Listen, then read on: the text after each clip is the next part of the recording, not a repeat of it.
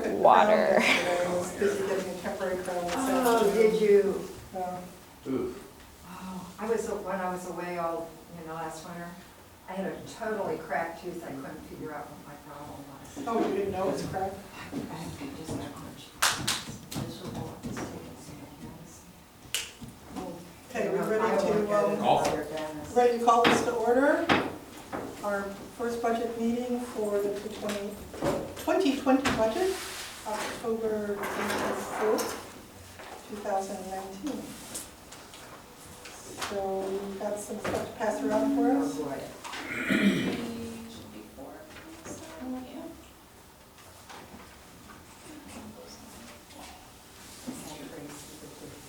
I don't know, I just saw downstairs and I thought it was great. This is what we'll start with. Thank you. You're welcome. Thank you. Okay.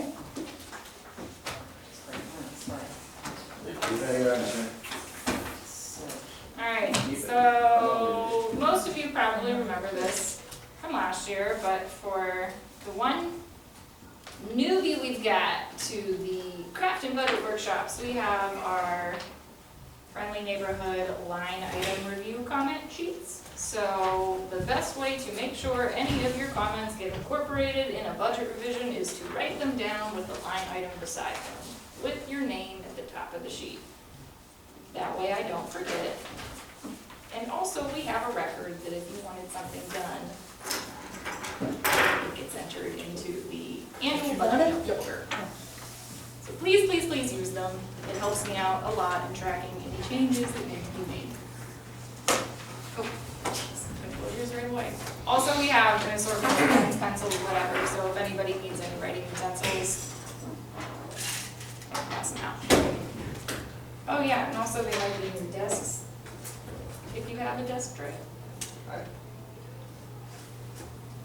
Do you want me to just give you a pen that you don't have to do that too? No, there's some here. What do you need? Do you guys need any writing utensils? I'm good. Well, you want to start, or you want me to? Well, I don't have a lot to say. Take except off. Can I ask a couple questions? Before we get started even? Yeah. All right. So are these account codes, how is our accounts for this? Like State. 300 is what, 400 is what? Oh, yeah, sure. So anything that's a 300 is a revenue, anything that's 400 is an expense. Yep. The QuickBooks printout that generates the worksheets doesn't have the fund prefix on them. The general fund is 01.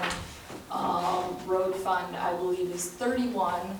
Sewer fund is 08. Celebrates fund is 04. And the new capital projects budget will be 18. Just in case it, comes up. And But last year, which was your first year, Yep. one of the things that RJ did was bring the account numbers into alignment with the state recommendations. yes, yeah. State chart of accounts, it's usually, it's standardized, strongly recommended because it makes an auditor's life a lot easier when they know, okay, in the 70s, that's usually some sort of capital purchase improvement, something like that. Certain numbers match up with certain things. For example, in the interfund transfers, you try to use the fund prefix as the last two numbers. So if you really, want to get technical about it, you can kind of see trends in similar expenses throughout the sections. But did you have any other questions before I took on it? They'll arise out of that. Sure. Yep. Okay. So last time, as Coletta mentioned, a lot of the work of that budget season was kind of just a crash course in figuring out what exactly our budget does. 6 weeks of fun.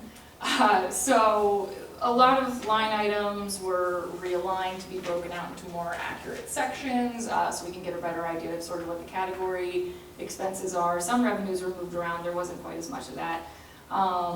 But so you may see certain line items that have notes on them that still say, legacy line item, or this was recoded.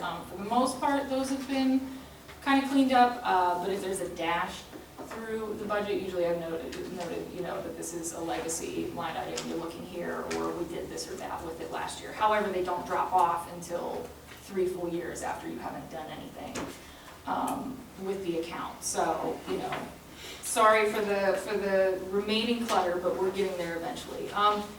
Overall, you know, I'm just gonna take the approach of sort of noting any major changes in revenues. There aren't particularly that many, you know, major changes in projected expenses in at least this, you know, proposed version. But overall, you know, some of the other work that was done last year was establishing consistent revenue projection formulas for certain really major revenues like our real estate, which, you know, I took kind of a conservative approach last year just to see really where do our collections land when they're actually calculated to a percentage.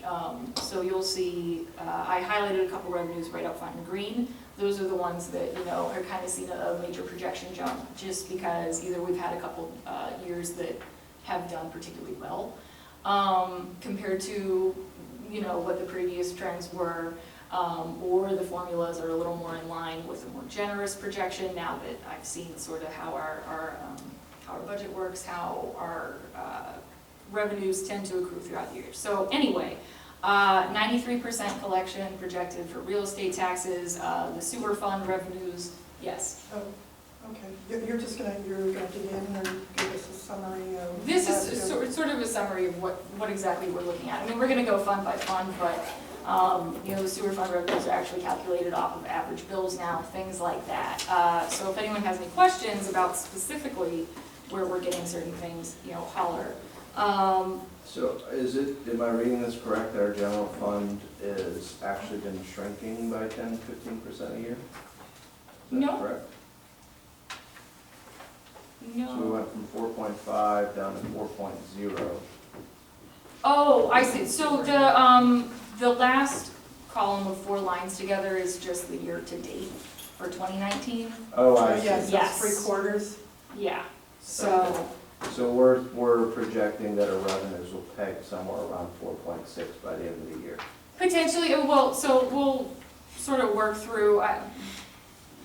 Do you want me to just talk about the fund balance since this is where that question is going, or should we? Well, go ahead. So basically, just to answer Eric's question, that is what we're projecting. There are a couple of indicators that say we may exceed our projection for this year. Sure. But part of it is knowing, and this is something that I've been talking and working towards, especially for those of us who don't have it right in our heads how much revenue comes in what quarters, say for real estate. You know, we may be at the point where there's not going to be as much real estate tax come in the fourth quarter.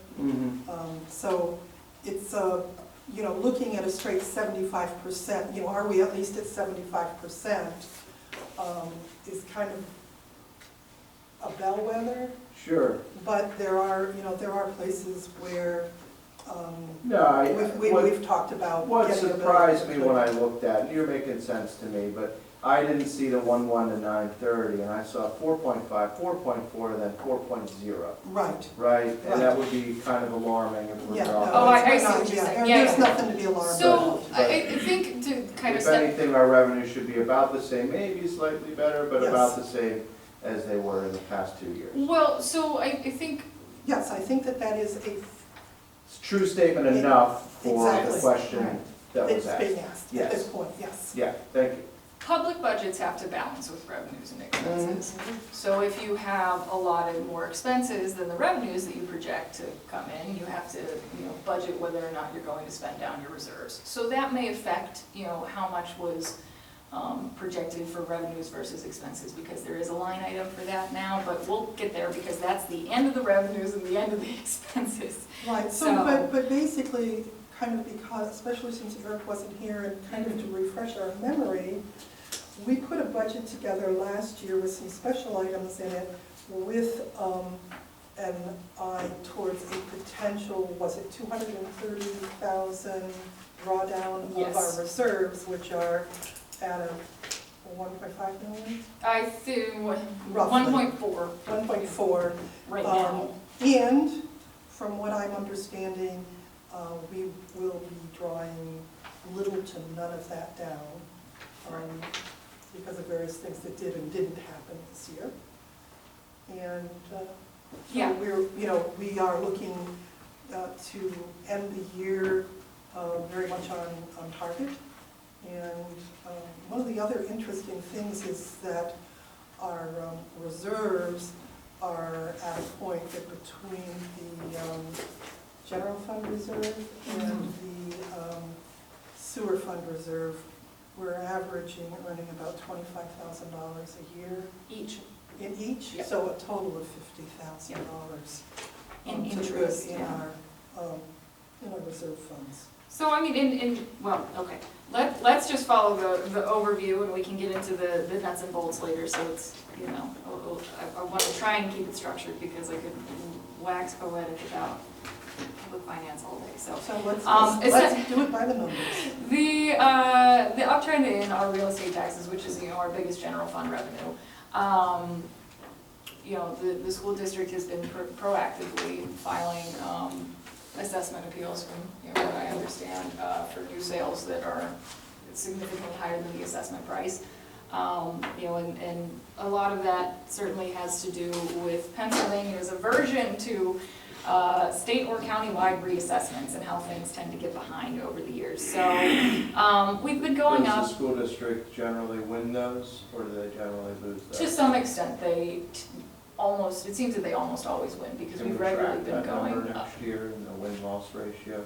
Hmm? How many times they're filing Well, for a we've had- reassessment? Yeah, that's not, I mean, I'm sure the data exists somewhere, but it's not really, I would have to dig for it. But my overall point is that you can see I think in terms of transparency for the community, the win-loss ratio there would be important for them to be able to access that information. Would that not be the school board's responsibility? I think that is the school board's responsibility, but it impacts us, and It we does, can't absolutely. control that. That's The true. reality is it's our black eye from the standpoint of the community saying it's inequitable. So why wouldn't we track that and make that more public as best we can from our end? Hopefully it changes from the school board if that's not something they're tracking, but we should probably make it a priority in terms of, how we communicate with the community. So, Sure, why don't you write it down so we do not forget it? I Yeah. think that's a good point.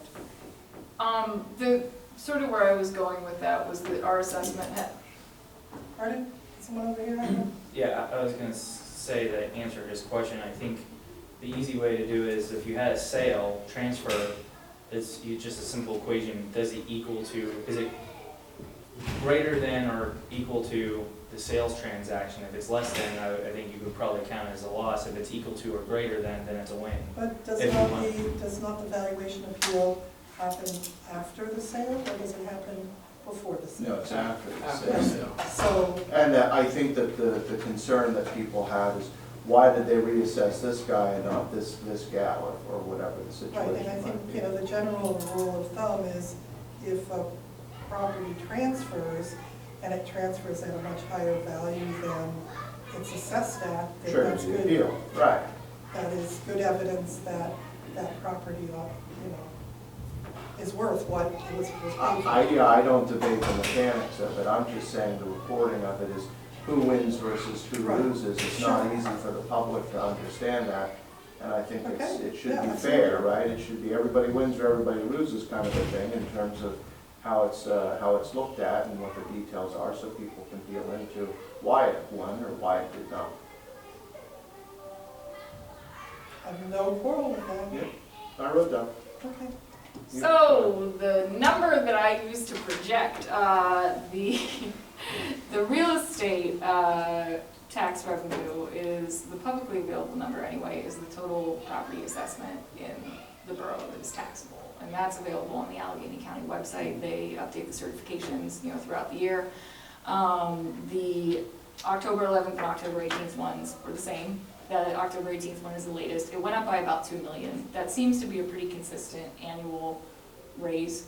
for the last several years. Just, when I was looking back last year, that seemed to kind of track. We bumped a little bit more than we would from just a flat 2 million in the projected revenue next year, just because it's a little more consistent. We collect about 93.5% of our real estate tax revenue. Last year I had projected a little closer to 92%, just sort of in the interest of, you'd rather be conservative and get a windfall than think you have more money to spend than you actually do. So another trend that I had sort of noticed over the last few years is that we've been collecting more delinquent and lien real estate taxes. I'm not sure if Jordan has just changed their approach or, for whatever reason, they seem to be a little more successfully going after the delinquent taxes. So I projected, bumping that revenue up a little bit compared to the prior years. Real estate transfer tax in the next section, Act 511 taxes. The real estate transfer tax consistently has been going up for the last couple years.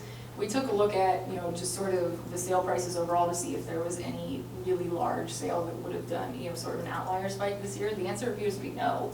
It's been pretty consistent, and I mean, that makes sense with seeing real estate revenues go up because, people have been getting assessments closer to their sale price. So I think it's fairly safe to say, that one is going to stay up. Perhaps even higher than what I've suggested here. But again, windfall is better than shooting for the moon and missing. So, same thing with earned income tax, EIT. Again, that just seemed to have been under-projected the prior years. So that's sort of just bringing it more in line with what we've been seeing for the last several years. Altogether, that gives us, projection-wise, a pretty nice chunk of change compared to earlier years, which certainly is significantly cut into any sort of potential reserve drawdown that we might have to execute in 2020. The rest of the revenue section, So by chunk of change, you mean about 50 to 60,000? Yes, yeah. So otherwise, there's not really, any major projection variations.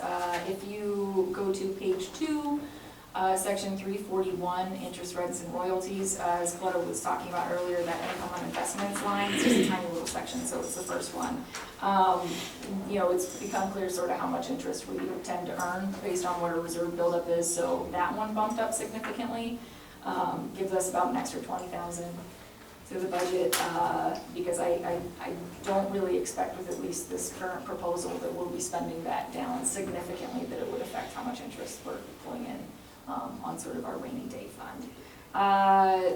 Last one that seems to be trending up, but it's kind of hard to tell until the year end with all the retail sales what's going to happen is at the very bottom of page 2, the RAD tax that we receive. It had just been consistently projected at 220 every year. I think it's safe to bump it up to 230, considering we're this is where we're at year to date is further along than we were at this point last year, and we finished the year at 230. So the holiday sales kind of tend to weight that towards the back of the year anyway.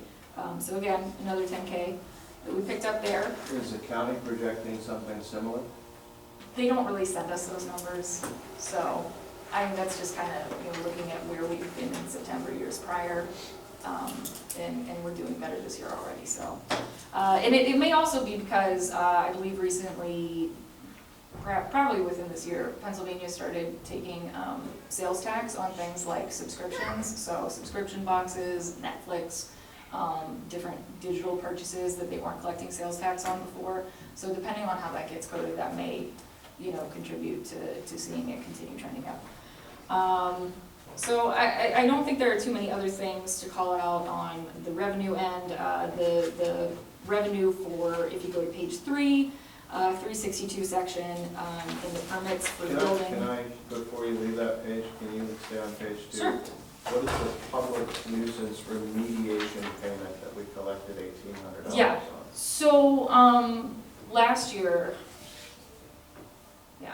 it was very early on, probably within September, October, so first couple meetings that I was here, we made an amendment to the health hazards and nuisance ordinance so that if particularly someone has like a private tree where it seems like it's imminently going to fly through somebody's window, you know, or otherwise cause significant bodily harm, we can sort of do a quick action with code enforcement and, you know, take it down and lien the property owner, until they pay, you know, the remediation costs. We can do that with a couple other, things that qualify as public nuisance, you know, immediate danger, health hazards, but, I mean, really what you see is private trees that are super dead. Making the assumption, and I think it's a safe assumption, that we're going to adopt a new code. Is this an area where we expect an increase in?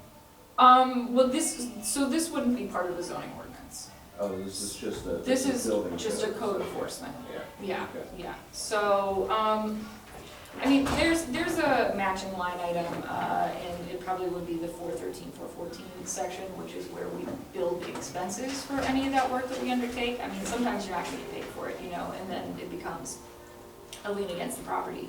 But so you can't really project how much is gonna be in there. You just leave it open so that the payment is somewhere reliable to go. All right, where was I? Oh, yes, so. Over here? Okay. Okay. So to call out the one significant outlier, at least for this year, 36240, that's building, electric, you know, and so on permits. Planet Fitness, they did an enormous amount of renovation work, and so therefore that revenue really spiked. I don't expect that we're gonna have Planet Fitness building another location next year, so, you know, that revenue is probably gonna remain stable, even though we had a bit of a windfall from that this year. Do want to draw your attention to the sanitation garbage collection section, which is directly below, you know, at 364. So we are sort of behind the 8 ball in our trash collection revenues versus our contract. I'm not exactly sure, you know, what the historical logic was behind how they set the trash fee. Going back several years, but there were multiple years where there was no increase whatsoever. But of course, the contracts get more expensive every year. So, you know, we end up subsidizing a decent amount of the contract, even if we had 100% collection.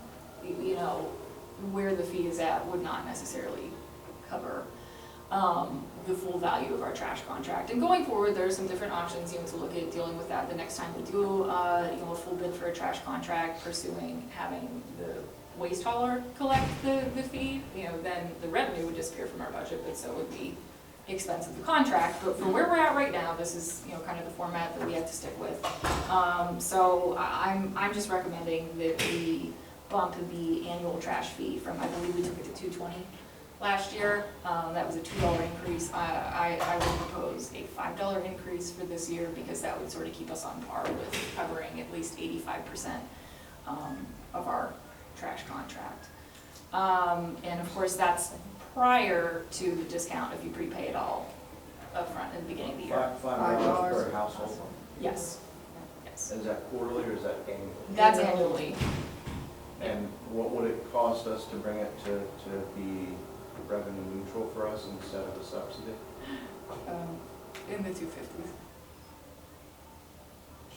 Take it up to 250. 250. So $30 increase as opposed to $5. I think that's a little much to step up to. So, you know, it's something that, because we exercise an option Well, here. hold on, okay. Philip, I don't think so. you don't think so, that it's too much? No, I think 250, if that's the cost, and that's the cost, and it's just, relative to what's happening with the school district, it's chump change. I mean, they just need to understand what the actual cost of services is. This is the actual cost. Mm-hmm. That's versus, you know, what we're all seeing on a per annum basis with the increases. Well, it's pay me now and pay me later. Those $30 that people aren't spending is taking away $30 from other programs that. I mean, we're in an option year for our contract. We have 4 more we can exercise. I would recommend that we test the market next year.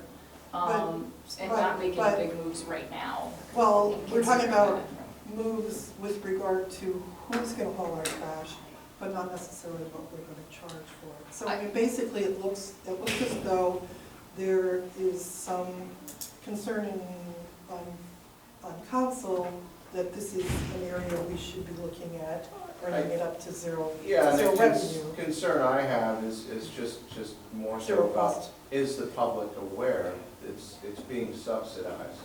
What they're paying for trash removal is less than what it actually costs. Do people realize that? And that's probably worth. It's complicated in that if you were to just calculate out the exact monthly cost per household, we are very close to that. However, you never get 100% collection on any sort of, you know, utility revenue, whatever. So to make up the difference, that's where we'd be at. Well, delinquent is different, and Right. yeah, I wouldn't want to conflate that. So they're paying So about what the service costs $30 is them. paying for the delinquent underfunding. Right. That's a different story. I'm saying if everybody paid, is what they're paying now supposed to? Oh, it's right about on the nose. Ah, well then At that's a much. $2.25. So basically, what we're saying is we have 15%. So as a borough, On the people who are average, paying yes. taxes are subsidizing the people who are not paying and are delinquent on it. That's different than we're subsidizing across the board the actual cost out of the contract. Right, I just want to be clear why the revenue for the garbage is not equal to the cost of the garbage. And again, What we voted on to accept their contract, that was for 5 years. just one, just one, yeah. We had the option for, We would have to elect every year for Okay. the next 5 years to continue. I mean, I would recommend we try the market next year now that it has come to my attention that many of the surrounding communities actually do have their hauler handle the billing for them. You know, sometimes the impression that you get is that if you don't have a large enough market, the hauler isn't going to be keen to take on that sort of financial risk for the uncollectibles, and so you sort of get stuck dealing with that. However, Ingram's hauler collects their trash bills. So, you know, I think it's definitely at least worth a shot to see what sort of bids we would get in under that next year. Do you know what Ingram's current bill? I know, I would have to, I just recently learned that it's collected, you know, by so the hauler assumes all the risk, you essentially sign the contract and give it to the business here. So, should we just wait for Eric, or?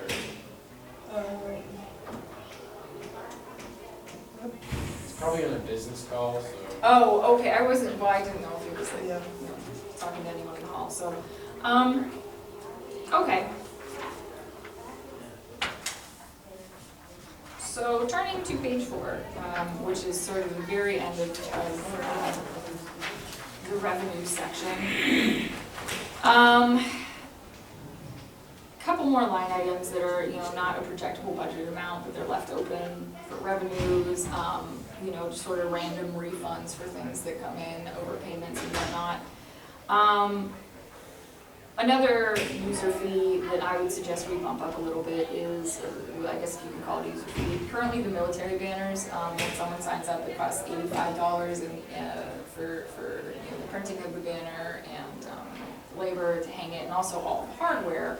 The brackets that are used for the wonderfuls have gotten more expensive recently. We do end up subsidizing that. The same brackets every year? Well, but we get this is new banners, yeah, Oh, you get new so. banners every year? Oh, yeah, Well, yeah. People order, it's not like all those banners change out, Oh, yes. but you have new people applying to have a banner, so those would be the new ones. Okay, right, we're not like printing out the same. Oh, no, Yeah. those are pretty durable. We probably, both last year and this year, got close to 20 new, you know, veteran, applications for the program. But so we do end up subsidizing it a bit. Bumping up $5 to $90 a banner would cover at least the rising hardware costs. I'll be right back, I apologize for that. That's okay. Hi. that's the only other alteration to the fee schedule that has any particular thing to do with the general fund revenues. You know, other than that, the bottom section that isn't sort of highlighted in red as a legacy section, the transfer from the unreserved fund balance, that's that, you know, fund balance drawdown, our reserve drawdown, and you can see that that's, at least on paper, projected to be significantly lower than 2019, which, you know, Which line are you talking about? oh, just the right at the bottom, I apologize, of inter-fund transfers, 392. So there's a legacy capital reserve fund that we used sort of as a depository for all kinds of grants and, you know, sock away money for the fire department and whatnot. We were phasing that out between this year and next year. There's some funds that were from like the Pull Together Fund, from the grant that we got from the LGA that was used for closing out the Nixle contract this year. So we did make a transfer from that, and the remaining funds will be used, you know, towards the park upgrades that we've got coming up in, you know, grant funds. So that's why they're entered in as a revenue for next year. The highway aid transfer, that's just the state money. It sort of has to pass through there. That's not a reserve drawdown. But that very last line item, 392.90, that is essentially if our revenues or the things that we you know, if that doesn't equal what we spend next year, potentially if we spend every single dollar in this current proposal, that's how much we could be Have to drawing down. Draw down Right. our $1,000,000.4 by 60. Yeah, a whopping $70,000. 70,000. So I mean, we're doing, you know, that's a very positive change from last year. Whether that happened in prior years, this wasn't how the budget was being set up, so it's a little difficult to tell. You know, some years we had significant operating surpluses. There was one year we had a small deficit. It just wasn't, you know, set up to be reported like this, so it's kind of hard to say beyond last year what exactly was occurring there. But so, you know, overall, good news. You know, our revenues did trend up this year. Of course, you know, some expenses always rise too, but overall, you know, we're in a pretty comfortable position. Not sweating, you know. so that's good. When you get to the end of the revenue section and you're feeling pretty okay. So before I move on to anything in expenses, which is the much longer section, I'm going to try and not, you know, bore you all to death line by line. Any questions about the revenues? So basically, we are projecting about 127,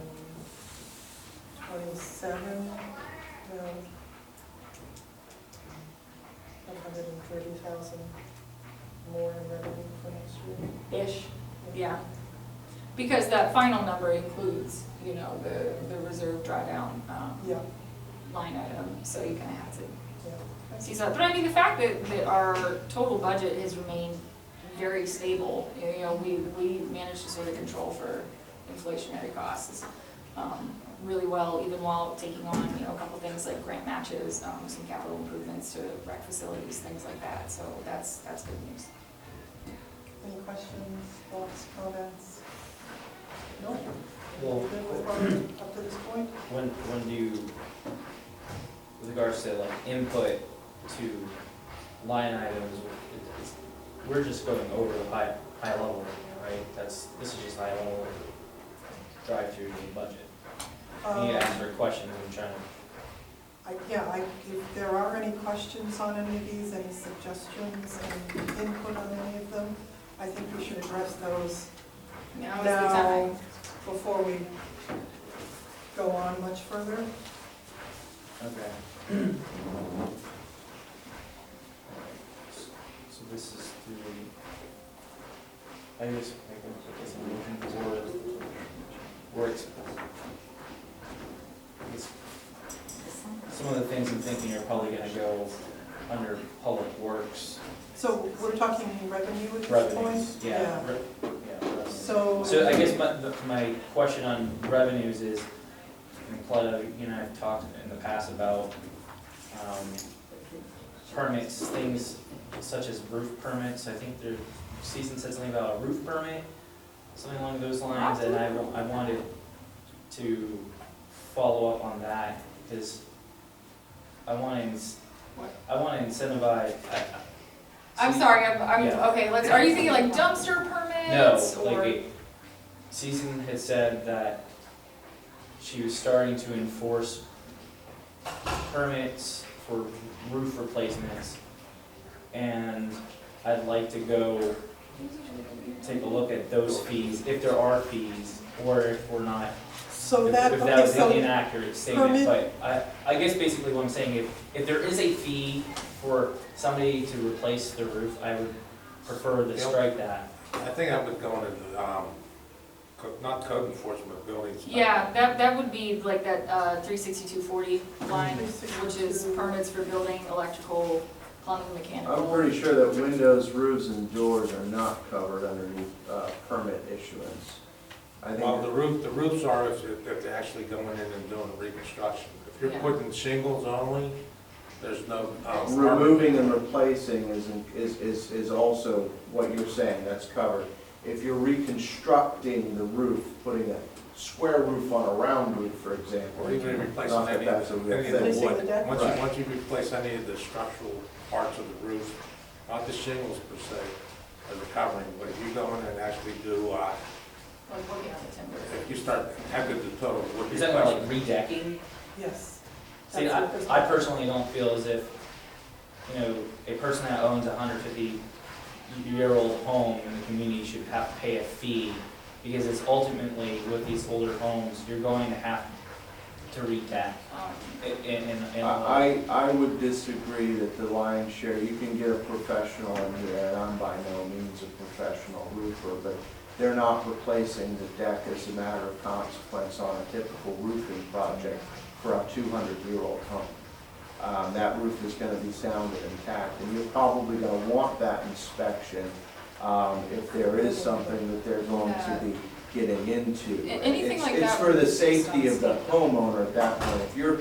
If you're fully redecking a room, and I'm pretty sure that any Redecking the roof, contractor, right? any contractor that might replace a board is probably not gonna fall underneath season zoning questions. But if you're redecking a whole roof, then there's probably So- underlying structural issues that need to be looked at there. So it sounds as though a couple things need to occur. First, we need to get clarity about what the requirement is. Right. Second, we probably need to look at how much of that is actually being done in the last year, what permits for that specific thing. And then we need to, as you say, investigate, because there's Yeah. gonna be fees for inspecting, so. Now, there's a second half to that, and if you're gonna pop the hood and look at it, what I propose, and Phil, because I see where Phil's thinking is, we don't wanna discourage people from replacing, fixing, doing the right thing on their home as opposed to the Band-Aid thing on their Right. home. The reality is, what are the roofing permit fee collections? And could we still do the inspection, but do it at no cost, or have something like that? Because I think it's to the safety of the community to do an inspection when you're talking about what do you call it, the structural integrity of the building. Probably need somebody there beyond a, contractor you got from the Yellow Pages or whatever, So, to look at. So- I think I'm a little more clear on the question. I apologize. I was just kind of trying to figure out what exactly we were pinpointing We with the don't permit. want So, people to not do the work because they're concerned about, and I don't want to put words in your mouth, because they're concerned about a fee for a permit. Is that Sure, well, right? It's Yeah. not just a fee, I think there's also a total cost, a percentage of total cost of replacement, and I want to make sure That's that's the whole clear. other thing, and that has to do with the business privilege, which is 0.15% of gross revenue. that would be on the contract. No, you're talking about Okay, residential, so now you're not just- talking about commercial. I'm talking about residential. Yeah, To he's be talking about clear, residential. This is, if there is a fee on any sort of inspection, the inspections that are occurring are per the state building code. So there's not like an additional inspection to my knowledge, do you? No, so when you put an addition on your home, for example, you pay the 20 hours, whatever it is, for the inspection, but you also pay a small percentage of the projected cost of the whole renovation project. I mean, that's just The our contract with contractor- our The buildings. contractor has a business privilege, and I think I have no real information on how much of that is actually collected with regards to contractors working on either residential or business property. But basically, any business that is conducted inside of the borough is subject to this 0.15%. That's not I don't disagree with what you're saying, but that's not what's on the form for the permit. Right, but I think Right, what well, that Philip wouldn't was go talking, to- Philip? I think there's actually a percentage of the cost of Correct. construction That that is, I would like to see reviewed.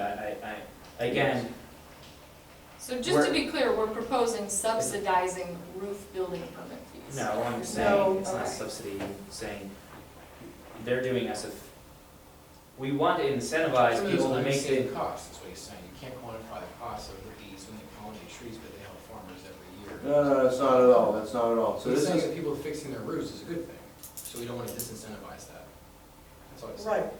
And you and I have talked in the past, and the only thing that I can think that we're talking about is the business privilege tax. well, That I the believe there's contractor- also. there's enough, but this is the misunderstanding. Oh, So when I get the form, when I stop by her office and I get the form, I fill out, I'm gonna put a 2,000 square foot addition on my house. Nice, small addition on my house, 2,000 square feet.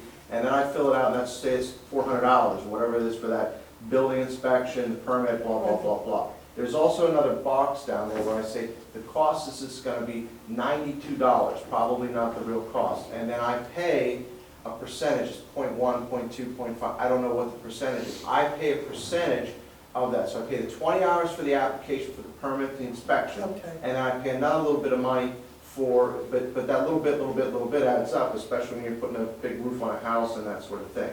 So the question, we're trying to answer two things, is does a roof need a I permit? have found the answer to, if we're looking at whether a roof needs a permit or not, so that's okay if you're significant structural work on it. Correct. And the fee of that building permit is calculated as 1.25% of the construction cost. There you go. That is for all building permits and residential repairs. But the question is, you don't need a building permit to replace the windows on your home. You don't need a building permit to replace the roof on your home. If you are making structural changes to your home, you do need a building permit. And so that's where we're now finally arriving at your question. So you're saying if somebody applies for a building permit, can that be Right. somehow waived to get people to be investing in their home and not have to worry about that extra point of order? I mean, it could be waived in that the borough would just pay BIU with no fee collected. So is that not collected by the borough? That's not coming to the borough, that's going to BIU? It's collected by as a the borough, and we remit 80% of it to BIU and retain the other 20% because we do the administrative processing. Of the construction, of the 1.25% in the construction fee, or in the permit fee? Well, that's how you calculate the permit fee. Okay, well, either way, I think we need to have. So the permit fee is, what did you say the number was, $80? I missed it. Just 1 second, I'm getting. I know. Somebody The remember. fee Help me. schedule just reloaded, so the building permit fees for residential alterations and repairs, which is what I would expect that would be, is set at 1.25% of the construction cost of the permitted work. But there's an application fee, is what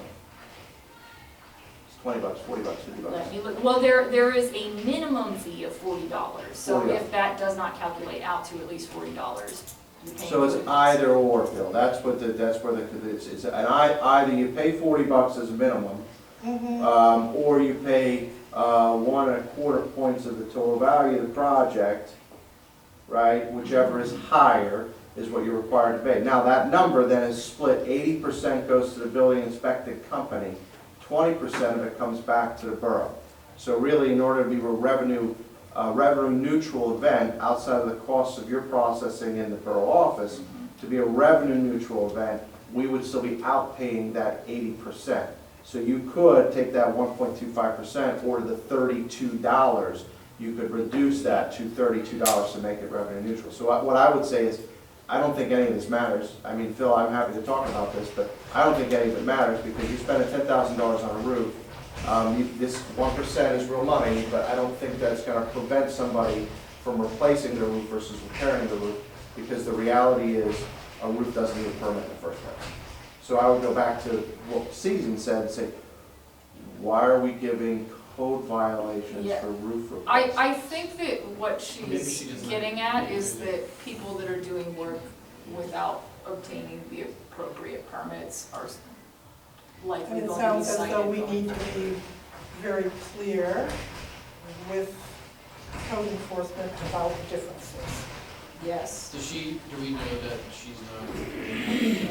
Well, we have lists of all the Just code off, violations that Yeah. she's John, put just out, so we can Could- certainly I, look just off into the top of that. your head, like, you know, because, if we're saying that the, new roofs don't, like, new shingles don't require a permit, Mhm. Yeah.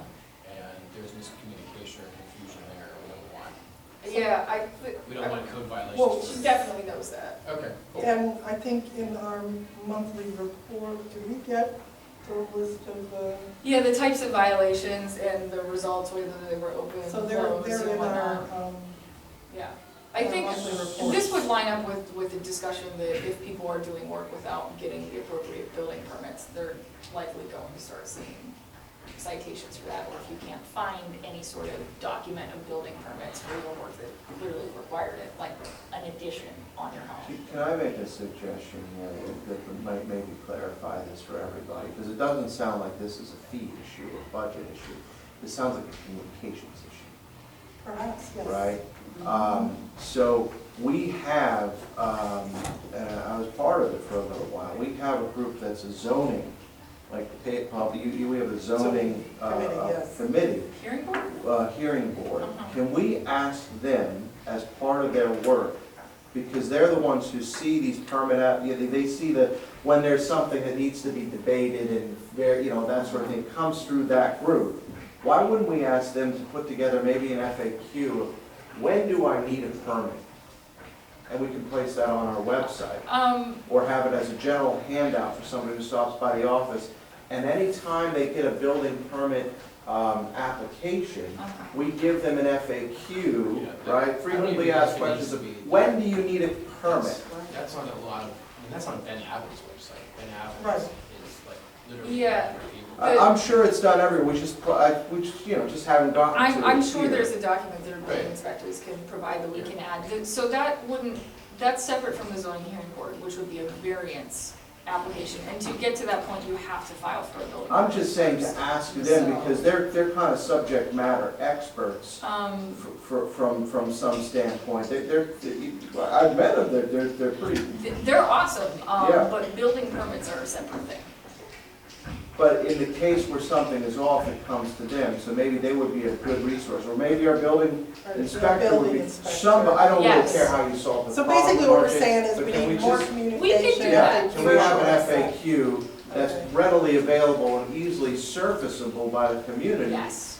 Because the fact of the matter is, there's more than 5 people in here that aren't totally sure if they really need a permit to put a roof on their house. I put a roof on my house, I did not have a I permit. did not have a permit. Did I break the law? You just did it, right? So I'm pretty sure that you don't need a permit. You just said you're pretty sure we don't, but no one is authoritatively saying you absolutely don't need a The only permit. thing that needs the permit when you're doing roof work is for structural Yeah. repairs. Yeah. And I mean, we That's have a had great, people come that in is and a great, ask so that. do you want me to permit for a roof? Pardon? Your answer is right there, right? We just solved that problem. Yeah. Today, these tree fell roofs, Yeah. water roof, Right, that would fall under that category. so, yes, moving to summarize, FAQ, when do I need a permit to make it more clear?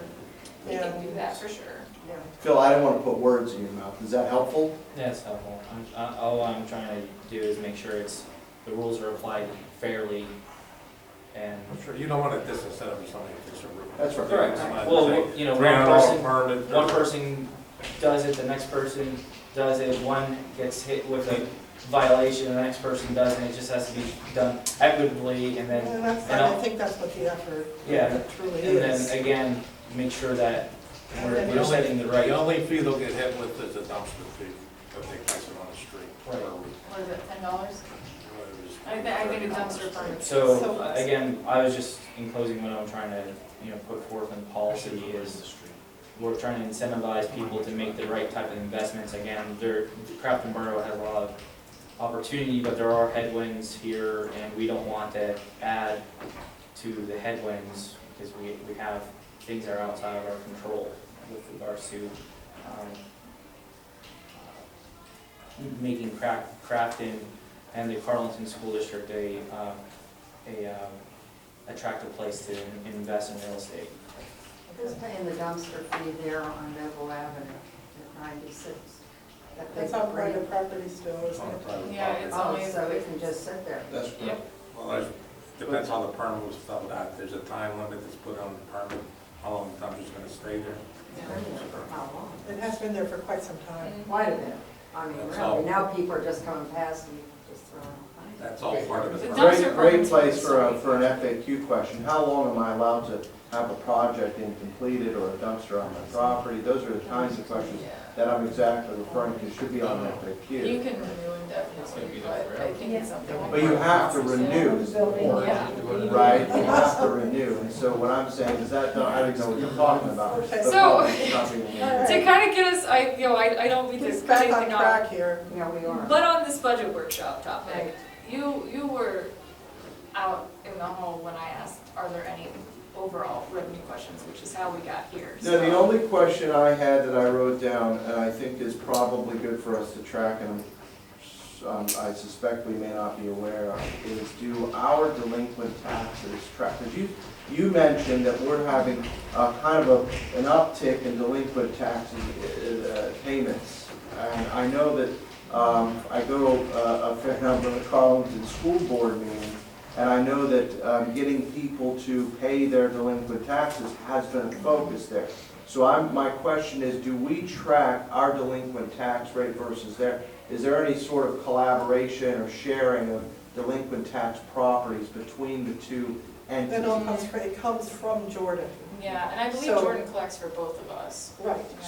So is it safe to say that whatever it is seems to be working, that the school district is doing to get people to pay delinquent taxes? They're not just paying their school tax, we happen to be Yes, benefiting from the Right, school sure. district's efforts on that, if that in case is the initiative.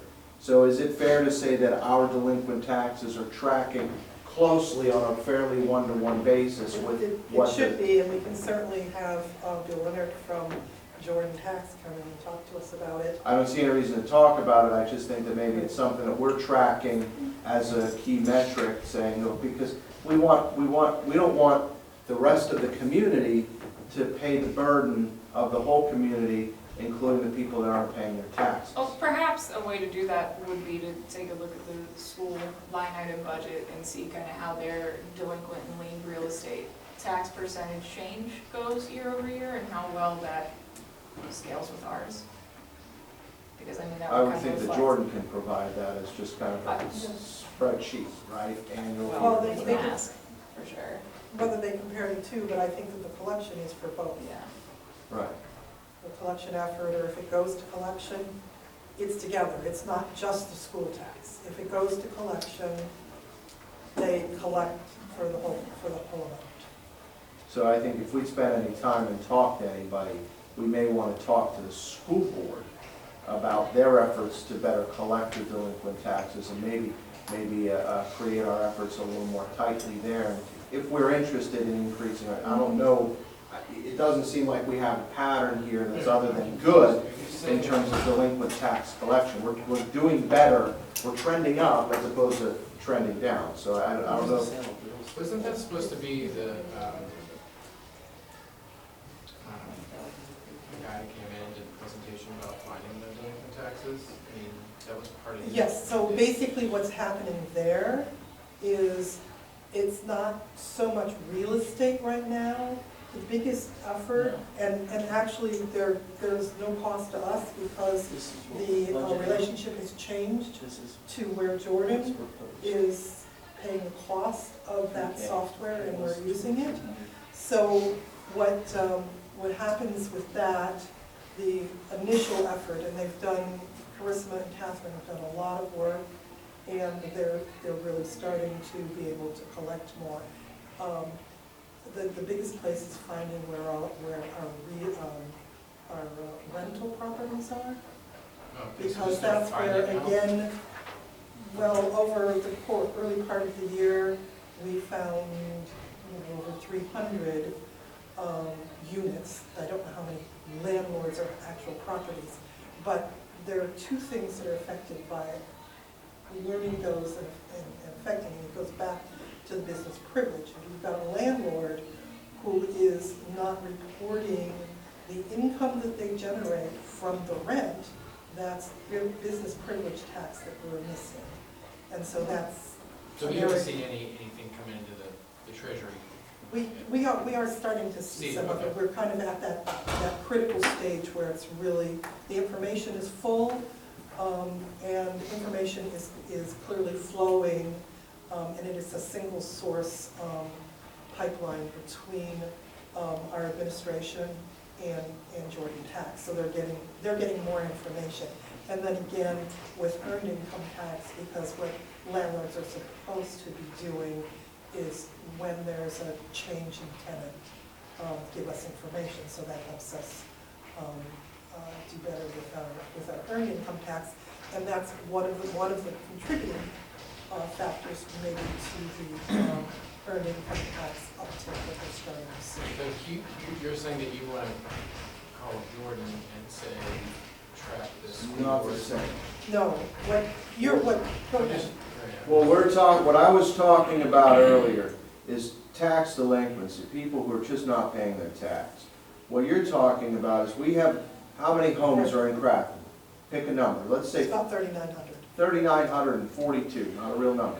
3,942 There number. are 2,280 sewer bills that we collected. 2,280 sewer bills. So we can guess that we must have at least 1,000, maybe 1,700 properties that are rentals, right?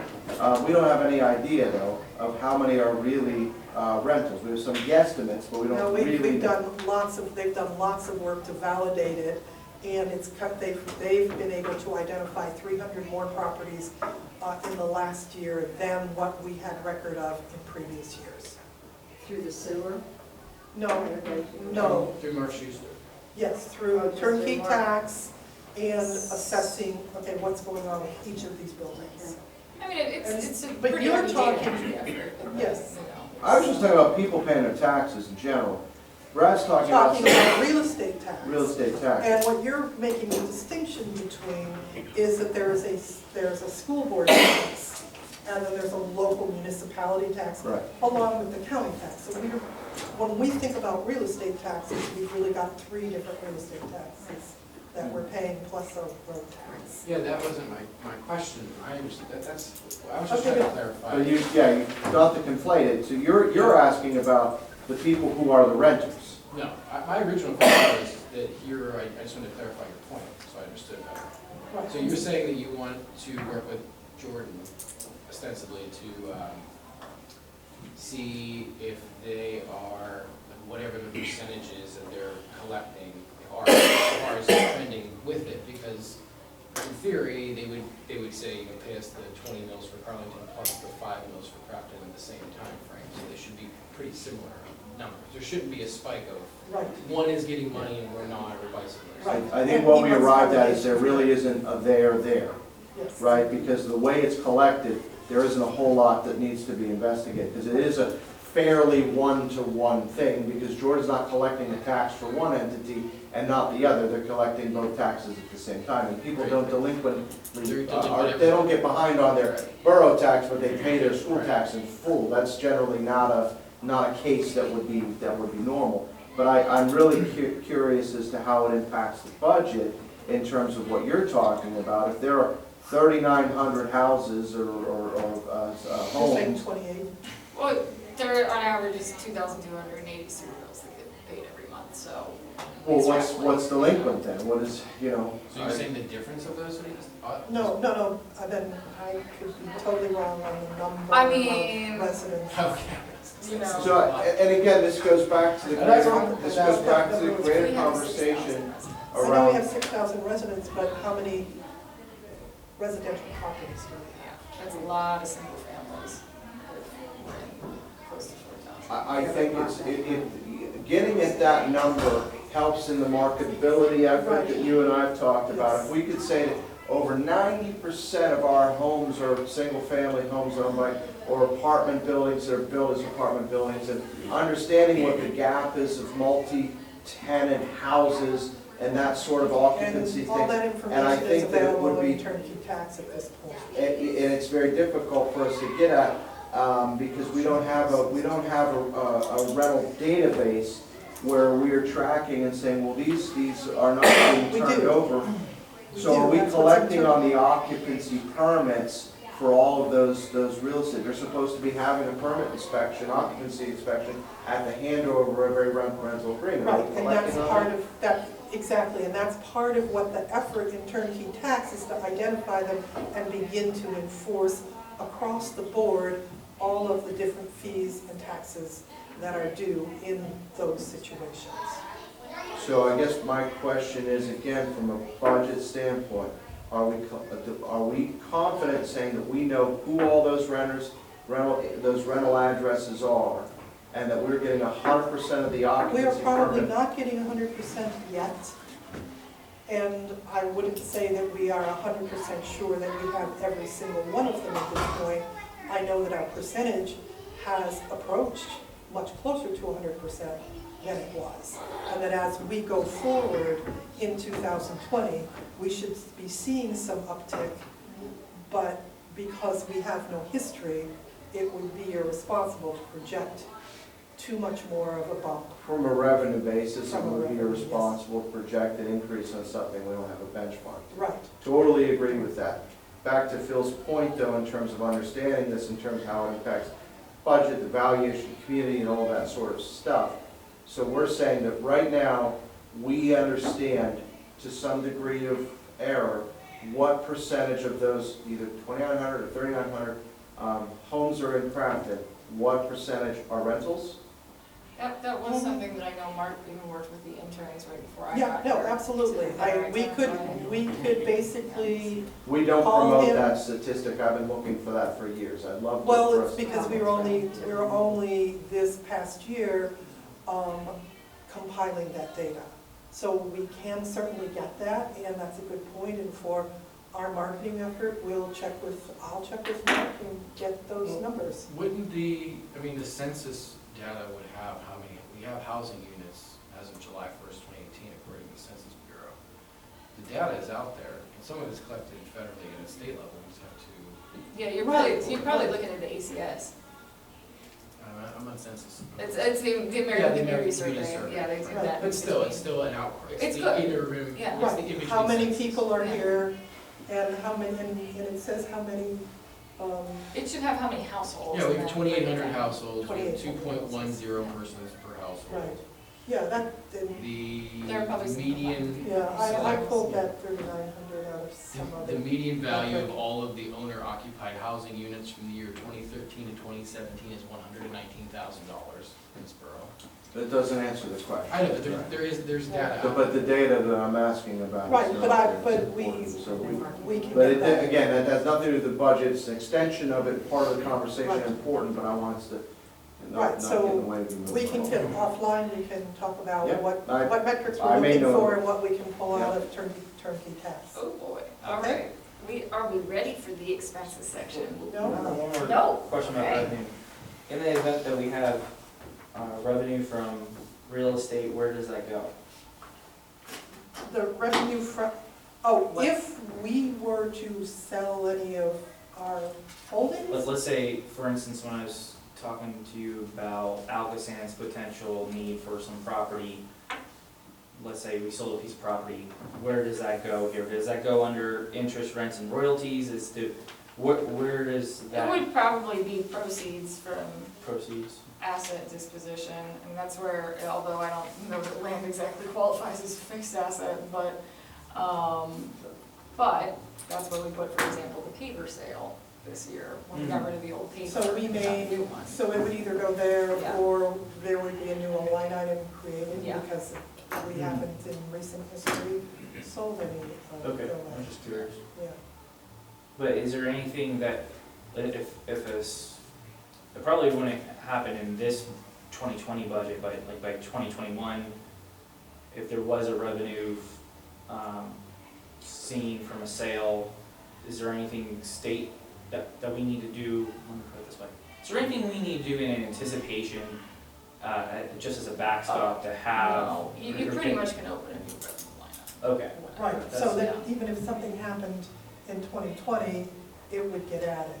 Mm, Here, okay. And showing you that could there was dump it no on other, budget. and the auditors could tell you what to do with it once Yes. you do. Yeah. Which I Right. think was done in the past, I mostly last year Right. eliminated the other dump, you Yeah. know, but it's still open in case we need to. Right, Other okay, dump, thanks.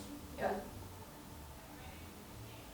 Yeah, I mean, there would be other, there are other requirements per Yeah, the solicitor. It would be a bigger problem if we didn't record it as a revenue at all, you know, like it just appeared in a savings account. But it would for sure end up in a line item, we just might have to open it, and then we would refer to this, the chart of accounts that DCED puts out for Okay. how to, code it, so. Cool, thanks. Okay, cool. So we're good with revenue projections? Okay, All right, so do you want to start us through expenses. the expenses? Yes, the most exciting change is that I changed the heading sections to green from red so that it didn't seem so Okay, negative. No, Alright. that's a joke. all right. I don't look at anything particular to really draw your attention to. I mean, from 400 to 409, those were really some of the major changes that were made in the coding of the expenses of the budget last year. Last They all year. kind of used to pile into one section where you couldn't really, we didn't have separate allotments for council continuing ed and training versus staff continuing ed and training. So, those were broken out this year where A-Long was coded specifically to the council budget. It also gives council a little more room to go to trainings and seminars if they want to, and, same for the professional staff. So that's been great to be able to have our own training budget this year. Overall, there's not really much in the first page to call attention to. I guess the biggest revenue spike, and it's not really that much. Revenue or Or expense? excuse me, I'm still We're thinking talking revenue, expenses now. thank you. The biggest expense spike that you can really see compared to the previous years is the very last line on the front page, rad tax payment. That's kind of an indicator that in 2018, the 1% sales tax received by the county was higher. It had a bigger jump than usual because we remit 25% of the increase amount to the COG. And that is required by the Enabling Act for the rad tax. So, before, $400 here, $160 there, 25% of the increase last year was $3,000. So just because, again, we're tracking higher for 2019 Q3 than we were 2018, I budgeted a little bit more, potentially in that line item, just to anticipate that we're gonna be getting some more rad revenue. So fingers crossed that we spend that line item. So our previous budget was 500? Yeah, I mean, it never really went above that, honestly. But we have, up to this point, paid out 3,100? Yes, so the increase from the 2017 total rad tax to 2018 was about $12,000, whereas previously year to year it was 1,000, or so. All right. So ultimately, that number going up means that we're seeing more revenue, Right, so so why it's are good. we proposing the expense to be less than our actual for this year? It's just kind of to ballpark it to see if that really sticks, where you're really gonna get Oh, that that much of there's a jump. something, Yeah, it just looks like it's more something on like an target. outlier. Yeah, Okay. yeah, just to ascertain, and then, hey, if that's what we get every year, terrific, that means we have $9,000 more of RAD revenue coming in that we don't have to pay back out. So we'll see what actually happens this year if that sticks, but that should give us a good idea for projecting the RAD collection. Right, so revenue basically as what well. you're saying is, Right. if this number goes above, then there's a revenue number that went much more. Yes, yeah, and you don't, find out what that's gonna be until after the year closes, so, Okay. here we are. All right. But that's just, the biggest change, I guess, on That the page. first page. Not really much has changed in the solicitor, admin staff sections. There were a couple outlier expenses in the general administration, which is sort of just the general operations supplies of the admin office. We were using the Post Gazette, towards the bottom of page 6, 406 section. We were using the Post Gazette to advertise significant amount of texts in our ordinance amendments. Earlier this year, we stopped that after March, so that's why we kind of blew the advertising budget. That's a little more expensive than the Gazette 2.0, which is our local paper of circulation, so it's perfectly fine to stick with them. We still have the PG as an option if we need to quick advertise, a short notice. And it's not nearly as expensive as the $1,000 ordinance ads. So that's, I'm not recommending that we bump the budget up there. So there's no state, this is interesting to me in this There business. there is a state requirement in the borough code. Yeah, I fully understand that in public policy, but the question that I have, there isn't a place that is generally accepted around the state. We talk about this in the little manager meetups quite a bit. There is not yet. Go ahead. There is Finish. not. So how do we, how do we advocate for that with DZ or for whomever You're gives talking a, about like getting rid, like they. Like an online legal compendium. Yeah, they've been doing that for years, they tell us. Every Yeah. time we go to a seminar, they say that the newspaper industry squashes the state legislature. Which I find would be a joke because we have a PA bulletin and that. So, Well, so to answer the question, one of the borough organizational memberships that we picked up last year is the Pennsylvania Municipal League, which if you go back to the, I believe the first page of our expenses, right up there at the top, subscriptions and memberships for borough. PML is a little under, I think it's $1,700 a and year. worth every penny, I'm sure.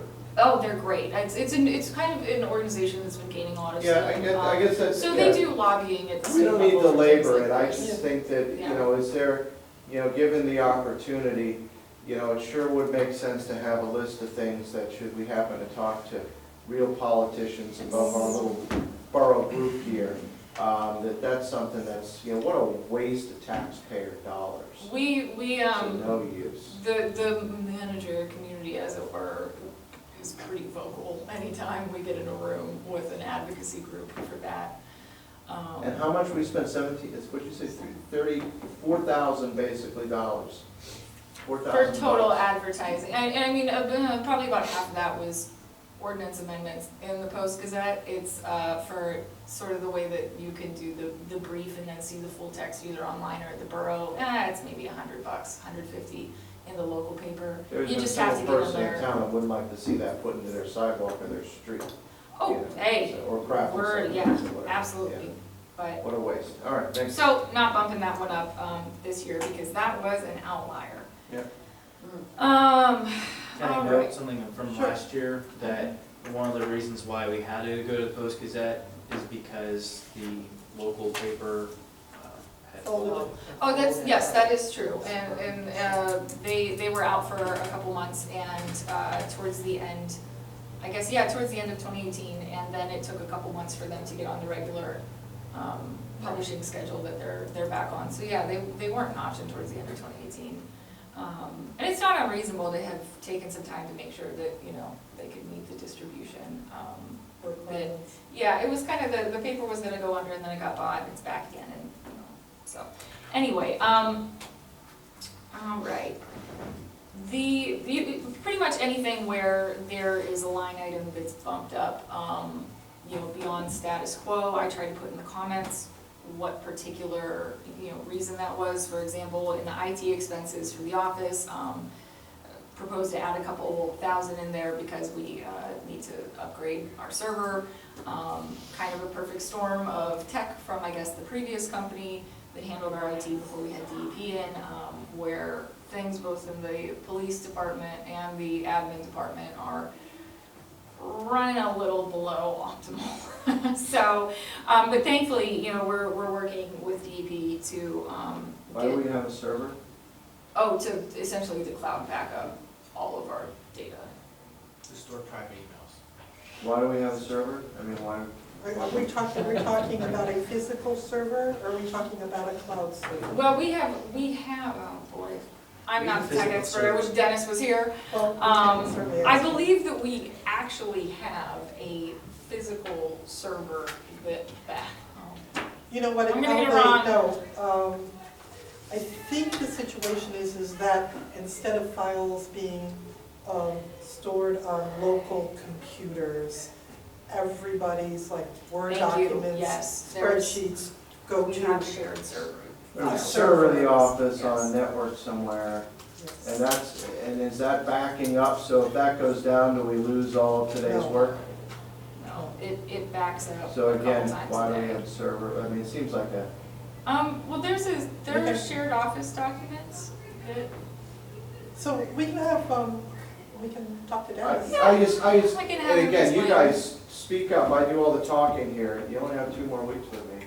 But Well, we want you to get it all the point is, it's 2019, why the heck are you guys thinking about anything like that going, I mean, that seems, there's so many virtualized had options some- out there that you had cost, the something whole to do cost of it when are we- less than what we're paying you for this junk. I'll put it this way, I use OneDrive for all. Pardon? No, Right. I ask questions. I ask similar questions. I mean, I don't know if part of it is tied to the police department. I don't know the regulation. I think we need to have Let's have explanation. Dennis come in. Right.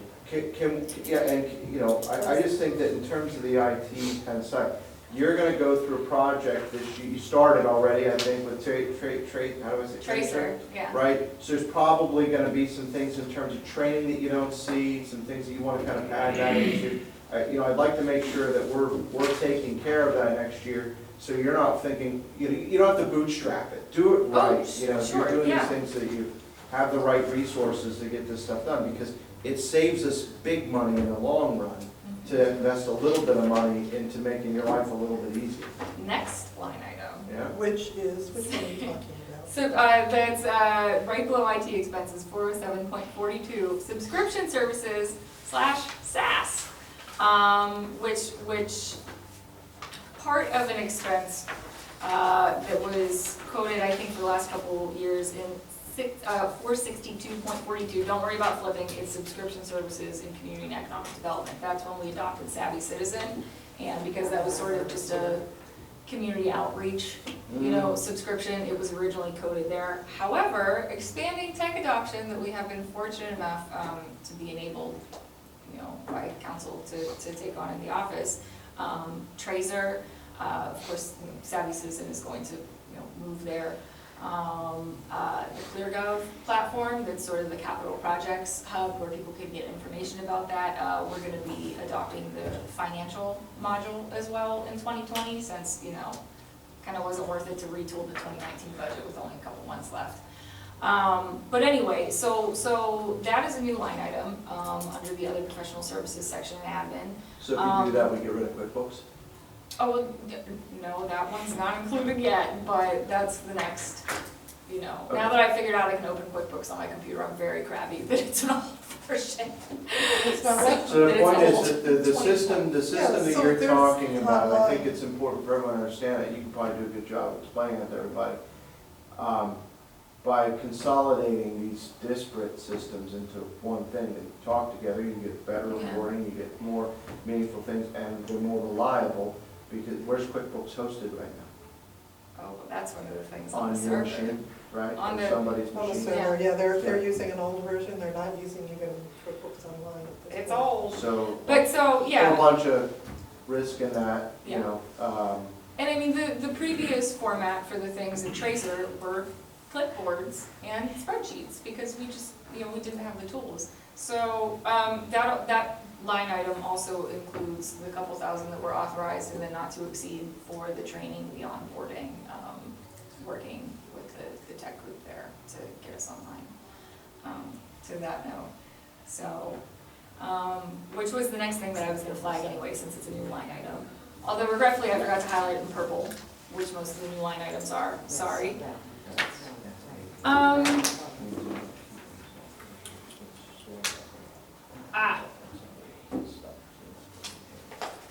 Any questions at this point, or are we good to? So Keep what track. section are we on now? 409, municipal properties. Okay, let's just go back to the subscription and this discussion about QuickBooks versus QuickBooks Online, or whether Tracer has municipal bookkeeping as Oh, it part does of not. I didn't think it did. So right now, what you're saying, you currently have essentially a desktop version of Mhm. QuickBooks.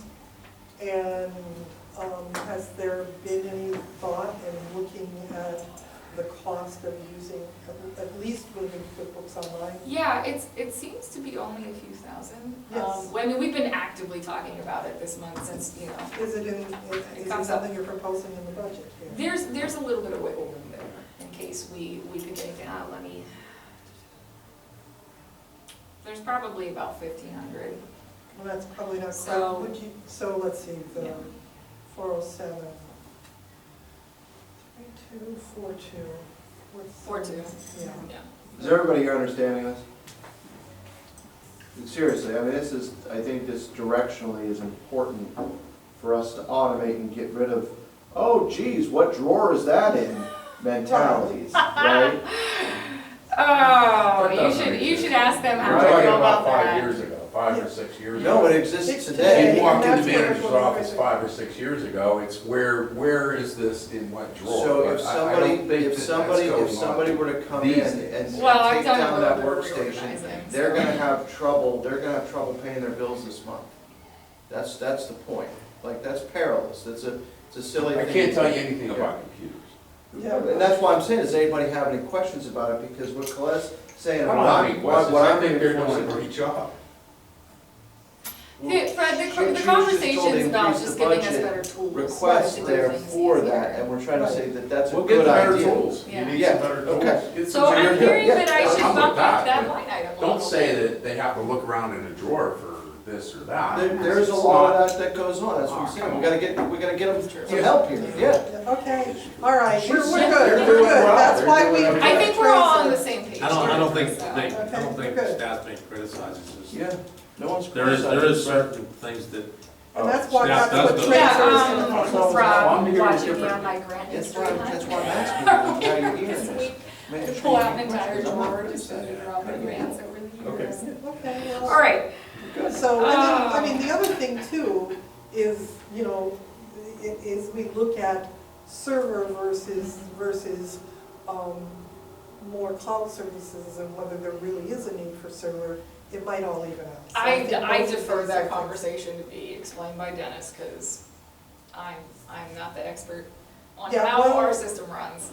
like That's that. true, but one of the You know. things that we want to look at But is, wouldn't Dennis have a kind of a biased point of view, because he wants to be he wants the biased business towards towards hardware. server. I mean, he's our IT consultant, you know, Well, I'm that's, just, I mean, I don't. Yeah. it's- There's still plenty, if we move fully to cloud, there's still plenty of work for him to do.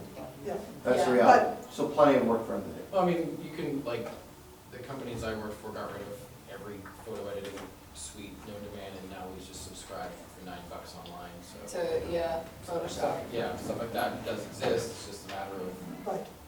So there, between these two things, He we can probably manages do our what we need to do. Outlook products, you know, all that stuff, Yeah. so I mean, it's not like. So we can Okay, invite him to that's- come in some night and answer any questions that anyone should have. I don't think we even need to invite him to come in. You talk to him and figure out what you need to ask Right. for. We don't need to talk to him. You know, Absolutely. that's your role, yeah. Okay, we'll come back with a little clarification in those two areas.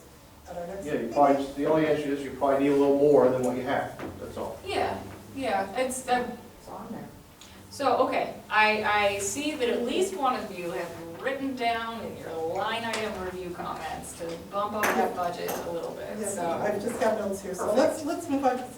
We're Yeah. scheduled for 2 hours, and at the rate we're going, we're gonna be here for 3 hours. So, okay, I'm just gonna focus on any, again, sort of major things.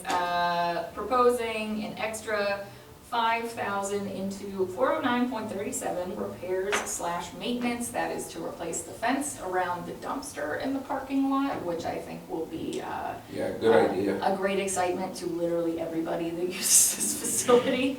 So that's in there, we've got the estimate, we're ready to go as soon as we've got the funds. Okay. Repairs and maintenance for the district magistrate and capital improvements for the district magistrate. Marcia, you and I spoke about this morning, so I paid Jack a little visit, checked in with him, about, they're looking for just a little bit of, electrical upgrades, the fuse box, things like that, so I said, why don't we go ahead and bump up that line item to make sure that they have enough runway to do that next year. And just discussing some of the worn down carpets, potentially, upgrading maybe a little bit at a time, replacing the ones that really, are starting to separate, getting some mats and things like that, to protect the floors otherwise. So, yeah, had a nice little tour down there today. Those are line items that have been lower, but, recommending they bump up. 409.50, right above the magistrate line, I recommend adding 3,600 to the general municipal properties and facilities line item, because that is the cost we've been quoted to finish the fob upgrades, so that the council room and the caucus room will be on the fob system as well. So, the key thing, yeah, so that's a little higher than usual. Again, a lot of good facilities upgrades that we needed to do for a little bit in there. And carpeting for the magistrate. That's, yeah, the, .71. Also, you will notice that in the deposit and refunds community room line item, there's also in the rec area, the rec section one for park shelters, we started actually recording the security deposits, so that's why there's basically nothing in that line item until now. Just thought that would be better than hanging on to the checks, so. Which is what was being done in the past. Yes. Okay. So that's why you're gonna see that there, that's sort of a new expense. Okay, we're Yeah. not done with this section, right? With 409? Right. Well, it could let's be. still- Any questions you have on 409? So, I was just curious for, what about any of the exterior, issues with with the main borough building? I know we were having issues with walls being damaged, sealants pointing. Is there anything that we need? Windows, So, No. Actually, I believe what's happening there is the stone structure itself, the insulation between the Yeah. interior walls and the exterior walls is causing the condensation. Yeah. There's been some talk about actually sealing taking the walls out, sealing the area and coming and facing some of the walls. Later on, we're gonna run a lift again to do some tree prunings and removals. And once we get that lift in, we're gonna do some in-house pointing of the stone on the one side of the building. So Hopefully that will help. do we need to have any increased costs in any of the line items to get those taken care Rental equipment, I think will come under the public works Right. section. Yeah, Okay. and that is, we'll get there, but that is bumped up for, So, I mean, of? So basically, what you're saying, to answer Philip's questions about the building, they are all things that Public Works will manage this year. we'll try and solve the issues with the moisture coming in around the windows. Hopefully that's what it is. in the meantime, I just get rained on sometimes. Don't you think you should have a professional out there doing that? No, point the stone. Yeah.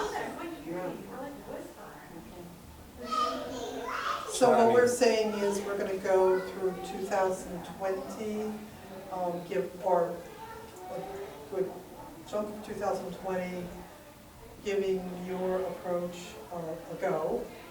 And if it's not successful, we'll be looking at something more major the following year. And that's what, you know, the repairs Curious, maintenance like, line item is for anyway. in the future, for stuff like that. if we need to have the stone cleaned, or down by the police garage, there's significant erosion, decay of the sandstone. I was just curious, you know. I'll talk to I know a few stonemasons about repairs, but I've done some research on the cleaning of stone buildings, and it's highly recommended. The more cleaning you do, the more deterioration of the stone happens, regardless of what you use, whether you use soda, baking soda, steam jettings. Anytime you do any type of cleaning of stone Yeah, structures, typically- it deteriorates the stone itself. So I Yeah. think it was done probably So in I think there's 96, a 98. preventive maintenance step that's been missed over the past, I don't know when's the last time it Probably was in the cleaned. nineties, I think Marcia, it was done in the nineties when they cleaned the buildings, 96, Right. 98. So Tell you what, I can there's a preventive maintenance step, which is the sealing. So if you don't seal it, then, you know, it will decay and weather. So it just, I'm What's the curious. maintenance? What's the maintenance you're talking about? Cleaning? No, not It cleaning, goes- he's talking what's the about maintenance? sealant. He's talking about a sealant. Right. Pardon me? Seal it, you put a, like a wax coating on a car, you put a sealant on the stone so water doesn't get inside, because the water wreaks the havoc, Oh, I see. right? So you keep the water outside of the building where it belongs, you don't have problems inside of the building. This is actually a good line of thinking because we want to maintain this building for a long time because it is a community focal point. So this is kind of the kind of thing we should I'll get some quotes for this. not. I'll get a professional company that actually does stone restoration and work and see what they recommend as far as sealing the building. Yeah. So then, is this something, Are you thinking this because of the water that was in the building, like in her office? Oh, yeah. I mean, Rob and I have talked a lot over the past Yeah. 18 months about how to address it and what to do. I mean, we had the roofing contractor out there. I think you guys remedied that part, but there's just, you know, we're trying to figure out, is it coming down the joints? Is it coming through the stone? You know, we've had two record years of precipitation. And through my own research and looking at the sealing issue, I mean, it could be that if they sealed it in the 90s, it's run its course and it's time to redo it, and it's sort of, what's the best practice? I'm not a Well, I'll get an estimate, I'll get a company in that actually This does one stone here. structures, get an This is estimate just cost open for the for- seal. Pointing at, it's oh, okay, so that's all not a we need to major say. So repoint which of one the is stone. this? I mean, it's Uh, not- 409. 40937, I mean, that's just the general capital. Okay, so Repairs for basically, facilities. yeah, okay, so basically, we've got 5 out of the 20 for the dumpster wall. There's 15,000 to be used for repairs and maintenance.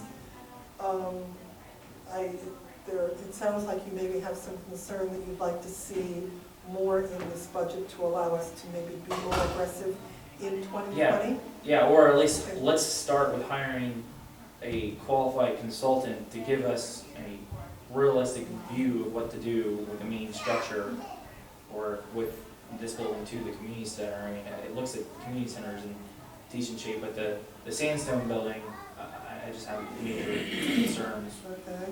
Does the new carpeting and the windows and the bridges, some of them were, Yeah, I mean, I'll be honest, we were, just because we were talking to Jack about the carpeting, we were talking about the office carpeting too. We're okay with living with the snap carpet, if it's gonna save the borough The money. bridge know, carpet, it's probably, That's different, because it gets rained on, you know. Yeah, because- bridge carpet's Yeah. the same, it's not a Yeah. well-heated structure, and it's going Yeah. through different But weathers. So maybe we need a different surface on that, on the bridge?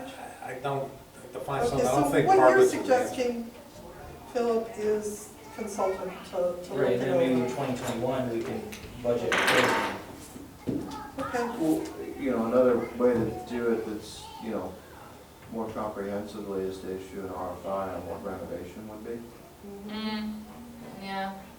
I know that's an expense. Well, but- no, I mean, I had a very brief look over with an architect shortly after I got here, and I mean, it depends on what do we mean by renovation, do we mean like To make the building safe, warm, and dry to last Compliant, another 100 years, ADA right? compliant when you start changing things?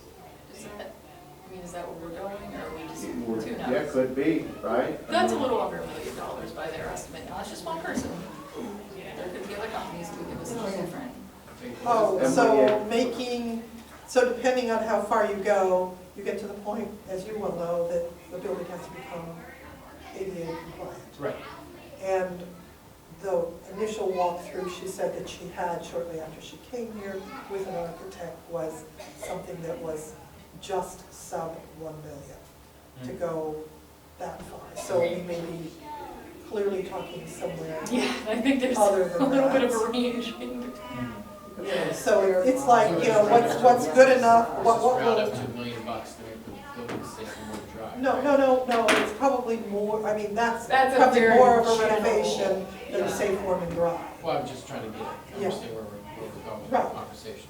So, you know, safe, warm, and dry, Yeah. Well, it preventing depends. If you turn deterioration. it So I mean, I wrong think we degree could on be the looking wrong at a day, number of then I'm just trying to different keep the numbers. facade and the interior from Deteriorating. deteriorating. Yes, so I think that getting, you know, making adjustment to have a consultant look and to give us 409, recommendations in various. And then I think there's also grant funds through DCD and other avenues. And then at we would, state once level. we get Right. some information, then we can Is look this at what designated funds. as a historic structure?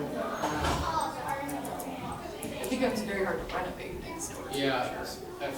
No, I understand that, but it also, it becomes difficult, but it Yeah, also becomes a good thing to, I mean, it is the symbol of our community, it's sitting above you in every one of these meetings, it's what people, right? So, you know, what is, and there Well, we are can grants, certainly and there look as are part things that of help. the Yeah. consultant Yes, once we to get weigh a in real on that. scope on. Yeah. Pluses and minuses. And I think for our doing next that. planning commission meeting, Lydia's gonna be playing a video on historic preservation, actually. Yeah, Oh, cool. yeah, that's a good one. I'll have to try and make a meeting, whatever it is. I think she's been trying to get on the The agenda a 30th. couple times. We so. rescheduled. Yeah, I did Oh, see yeah. that. You know, too, if you can, the hot water tank, I don't know if it doesn't work, but we're not getting hot water in there Where? in the kitchen. Check it out. And it's only like 2 years old. I've been boiling water every dinner for this I'll year. check that, we'll check it out. Thank you, you reminded me of the last thing I had to ask about the building. So, Rob, you and I were talking last year about the boiler plant that we have and about potential upgrades to that and when any kind of energy efficiency gains we could that would be offset by the cost of the improvement. I'm just trying to figure out if are there any dollars anymore to go after the types of grants for upgrades or. I have no And idea. I believe at one point there were energy efficiency grants, and I believe our boilers over 20 years old, right? Yeah, I mean, I'm, Correct. It's the junk. Yeah. No offense. Okay. Pardon? I didn't mean it that way. It was just really, What's that? the boiler, but you took me to see Big the monster. boiler. We're not telling you to do something like replace a boiler right now, just Right, but curious, like, this, it looks like what we're saying is this is Um, the year to do what we need to do to investigate. yeah. Right. So that going into 2021, we, you know, we may make some decisions about some Well, major. I think that this may Yes. kind of help put a bow on the conversation in that I have been working with Rep. Deasy's office there's a periodic sort of bulk funding bill that they put in for the state, or cap is what it's called. You know, sort of general, you pick a section and they get a dollar amount that you can draw down potentially over a decade. So, those were due yesterday. What I had them put in was sort of like a blanket facilities improvements, because I know you're looking at, you know, potentially getting more storage down there, all of this. Now, I mean, it's no guarantee what you can draw down, but usually 1 or 2 times throughout the year, there's an opportunity for the state reps to make funding requests, so. so can you explain how that all works? That's pretty much it. Like, you ask for them to put it in the omnibus bill, they try to get it in there, and then if you do, when the funding pot comes around, they try to ask for money if. So basically, there's a pork bill with a bunch of riders, and you get to put your rider on. Yes. Okay. That's fine. So, That's a good way to sum it up. No, that's. So anyway, the request that we made this week was for general Wasn't aware. facilities maintenance. I Yeah, think it was something that you I just learned became about it aware like of just 2 like days ago, 2 or yeah. 3 days ago. So, yeah, no, I was just, Yeah. it's interesting. okay. I think that is the end should of that municipal be properties. Should that be successful if we get consulting? Yeah. and Get some ideas, we may have an We opportunity. can make the to- request anyway. There's Okay. no guarantee with how it's spent year to year, but. So that's one source that we know of, and there may be other sources. Okay. All right, not too much to call out in the police Police section, service, which is okay. one of the longest ones. You will see that there has been no expenditures occurring in the 410.74 capital outlay section towards the bottom. You will have on the meeting of the police. Which one, on 607? Oh, no, but page 8, the only one that doesn't have any colored rows. Okay, So, 410.74, that's for the 2 vehicle purchases, to replace the other 2 vehicles. You will have on your agendas on Monday, the motions to approve the purchases of each of those vehicles. Just took some time to get them from the dealership, but the good news is, because we're purchasing 2019 models, we actually get them at a discount now. So, yeah, I think it's gonna come to about 66 all told.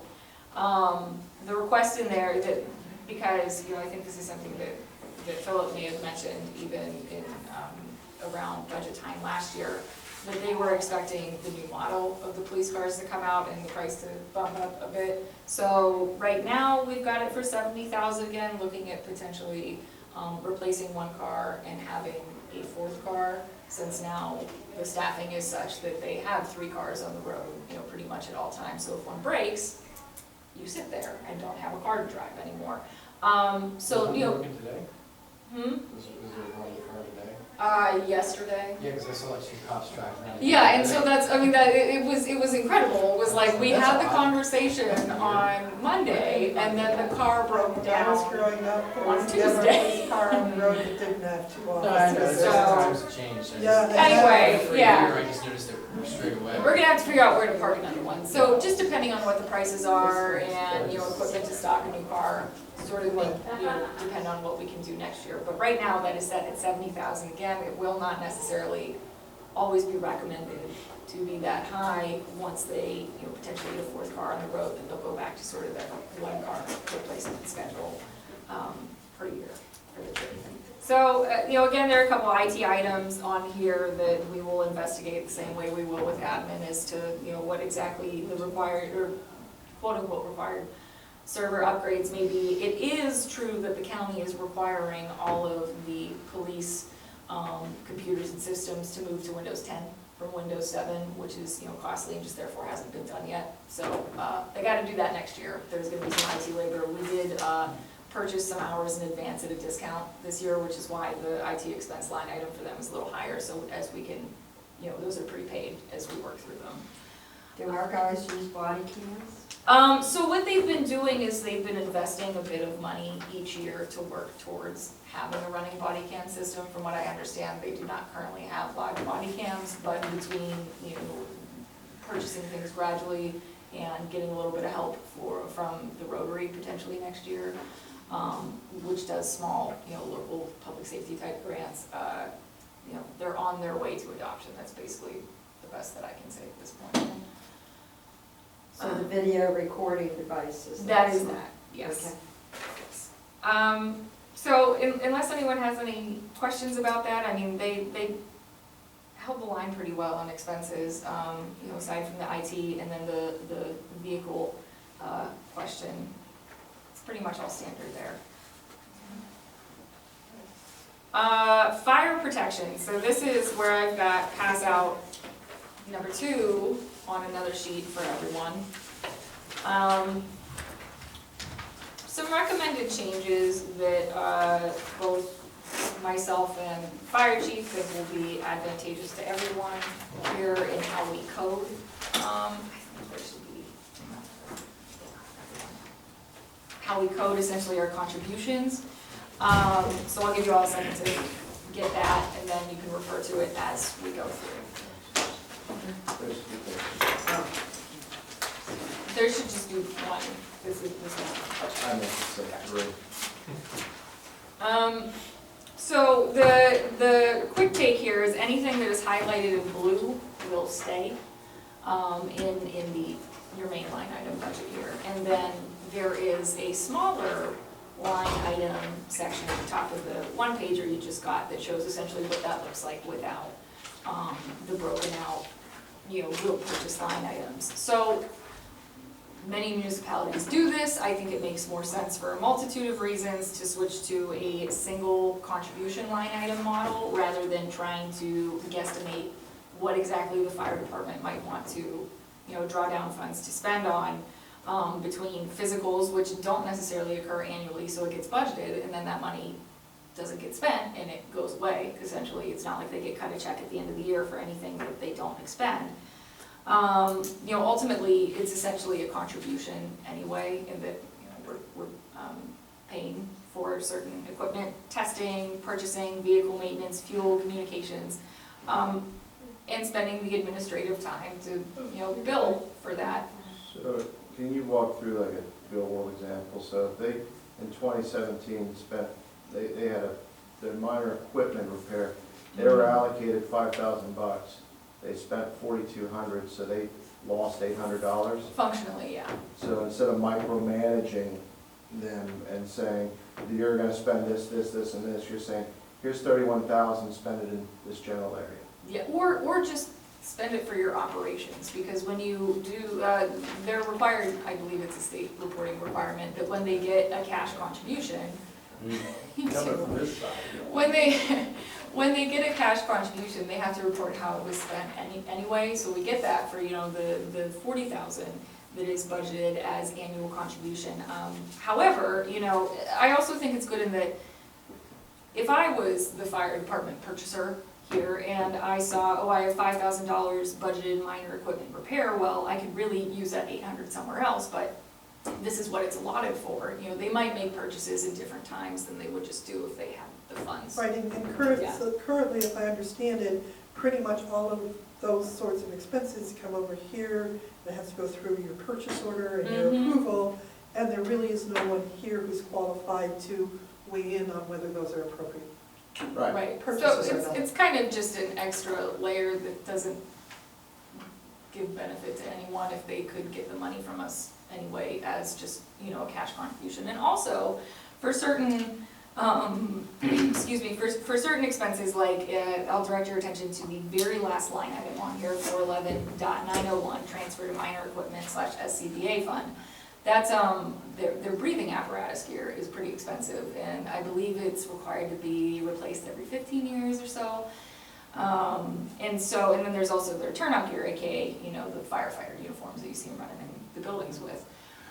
Those also take time to sort of sock away money and purchase. That is a $22,000 transfer to sort of a savings account that we've held for them. It wasn't invested, which there was not. Occurred to me earlier this week. Wondered why we didn't. But, point being, if it's essentially we're just holding money for them to make a purchase, why don't we empower them to, invest their own money, essentially, and protect it, so that it's not like anything can happen to that fund in the off years. So anyway, this year is the final sort of stock away for their next breathing apparatus purchase. So we're gonna go ahead and, make that purchase on their behalf from the funds that we are holding right now. So it's not like this enormous cash transfer that comes into their budget, irregularly. And from beyond that, 2021 on, I would recommend you just roll that into the single line item contribution, because again, functionally the same thing, they're holding in their reserves, potentially investing it. Fire chief and I went over this, we talked about it last year too, but there kind of wasn't enough runway to really explore the idea fully. But we've gone over this together, he's satisfied with the switch, I think it's the right move. Yeah, I just have that question for you. Mm-hmm. So, the fire department had been involved with the auditor general. they had those issues to work with, work through. From my understanding, they've had a clean bill of health, but my question is, what mechanisms are we going to have in place to just ensure everything's, to spec? Yeah, so the state requirement where they have to report on how they, spend any cash contributions that they receive would continue to be in effect for the single line item contribution full amount. So instead of 40,000 plus, They have to account for the administrative full time. amount. Yeah, With the state on their, what is it, what is it? I don't have the number memorized, but I know it's a report that has to be submitted. To the- And also, we were doing this line item budgeting long before the, the money issues. So in other words, we're just saying that they're gonna report it to the Right, reporting and- agencies. Yeah. And we can certainly require seeing their Well, I mean, financials. Wouldn't that be public knowledge, wouldn't that be It is publicly available. publicly available, Yeah. so I mean, so That's basically. kind of you're after the fact. Yeah, you're just saying that they're gonna do their reporting and that will be that. So I'm still stuck on the 901 transfer to 53. So when you do that, what assurance does the borough have that that is being, whether it's invested, protected, or just held in escrow? So that, 4 years have gone by, we think they have 80,000 that's in that escrow. Here it's year 5, they need to now replace this and they don't have the money. Is it, what happens? Well, they're an independent organization, and, But what I'm saying is right now, because you have that codified in that line item 901, you're forcing them, it's a forced savings plan, right? well, then You're forcing them to perhaps, escrow that. on the flip side, because, councils change, administrations change, certainly at Crafton, administrations have changed. That's not technically a fund that's like statutorily protected by anything. It was being put into just the general capital reserve fund, which is where the pull together fund lived, where, the various grants that were deposited lived. Chris and I had to do quite a bit of calculating with me to ascertain what funds in there were not supposed to be reserved for the fire department, to make sure So they had. that they had the correct accounting. They had, I don't wanna say it, but they had a fund that was unaccounted, really?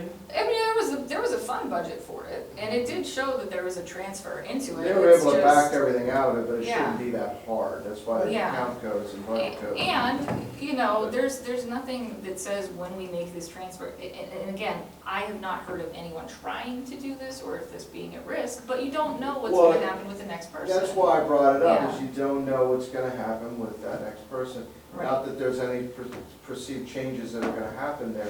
So, I'm Right, but curious it's as to assurance what- for them, I think, and my recommendation. but that's not gonna go into effect this year anyway, is it? No, it's not, and. So we have some time to look at it more carefully What I recommended to the before we fire actually chief. do roll it up in the 2021. I think you make a Like good point. So 2020, this would not, Right, Go because into effect. basically this is The rolling 411.901 into 411.53 would not go into effect in until 2020. 2021. So this is a proposal for 2021. What And there's this some is concerns. 2021. This is This 20, is what we're looking for 2020. no, this is Wait. 2020. Hang on, okay, let's back up with this. What's at the top of this is 2020, but without everything that isn't highlighted blue. Oh, it's just So- all rolled up. Right, and because if I in deleted the all right those lines, column it where would you're look saying blue. roll 41153 into 2021. Right, Right. because that's when, Because basically, you're saying, okay, this is the last year we've been saving for them, and the purchase is gonna get made this year. yes, towards the end of the year. Towards the end of the year, with all the past money Right. for something over $100,000. Mhm.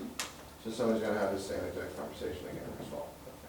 I mean, they could, here's. Well, here's- no, not necessarily, That kind of. because Or- what we can do, certainly, is take that, have that discussion during the course of the year.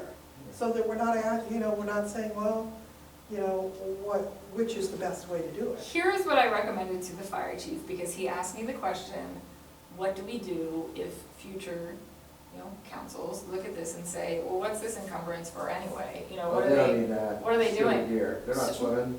Right, and so, I mean, but we could have also done that with, the scuba gear, right? So, I mean, we could have done that any year, thankfully we haven't, Right. but point being, I recommended that they represent it in their accounting as they are making this reserve transfer, so That there's makes always a sense to me. paper trail, yeah.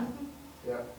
All right. Sorry to belabor it. Thanks. No, that, it was a question that Mike and I even discussed because we thought it might come up, so, Very good So- question, this is the Philip? time for those questions. I guess, what, does the fire department want to go this direction?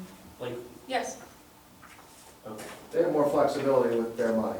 All right, well, I guess I was confused because I was briefed on this by the fire chief and it seemed unclear. So, So when you said you were briefed, like, was it last week or so, or? yesterday, Oh, he and I Okay, spoke so yesterday I'm morning, we just- confirmed all the line items. because I think it also ties back into the fire inspection conversation and what we're gonna do there, and I'm just I curious, think like, that's separate, that's still separate, and they okay, still owe us information. okay.